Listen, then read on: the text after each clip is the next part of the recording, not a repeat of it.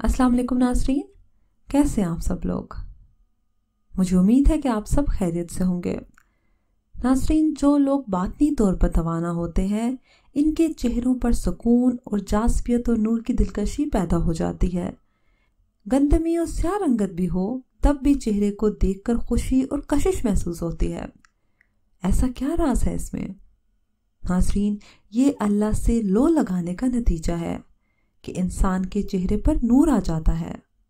ناظرین، آج کی اس ویڈیو میں چہرے کی خوبصورتی بڑھانے کا ایسا روحانی وظیفہ پیش کر رہی ہوں کہ یہ عمل کرنے کے بعد انشاءاللہ تعالی آپ کو رنگ گورا کرنے کی کسی بھی کریم کی ضرورت نہیں پیش آئے گی۔ اللہ پاک آپ کے چہرے کو نور عطا کریں گے۔ ناظرین، آج کل کے دور میں مرد بھی اپنے چہروں کو خواتین کی طرح دلکش بنانا چاہتے ہیں اور اس کے لیے کریموں کا استعمال کرتے ہیں، لیکن وہ نہیں جانتے کہ ایک دوا اور کریم ایسی بھی ہے جو شان کریمی سے اپنے خاص بندوں کے چہروں کو روشن بنا دیتی ہے۔ ان کی صورت اور شخصیت میں جاذبیت پیدا ہو جاتی ہے، ایسا حسن و جمال پیدا ہو جاتا ہے کہ نگاہ اس پر ٹک نہیں سکتی۔ یہ مومنوں کے چہرے ہوتے ہیں جو اللہ سے محبت میں متوکل ہوتے ہیں۔ انہیں دنیا کا کوئی لالچ نہیں ہوتا، وہ دل سے اللہ کی عبادت اور اس کی تسبیح کرتے ہیں۔ آج ہم آپ کو ایسی تسبیح بتانے جا رہے ہیں جو باوضو رہ کر اور درود ابراہیمی اول و آخر پڑھنے کے بعد روزانہ 4100 بار آپ نے پڑھنی ہے۔ یہ وظیفہ 41 دن تک آپ نے جاری رکھنا ہے۔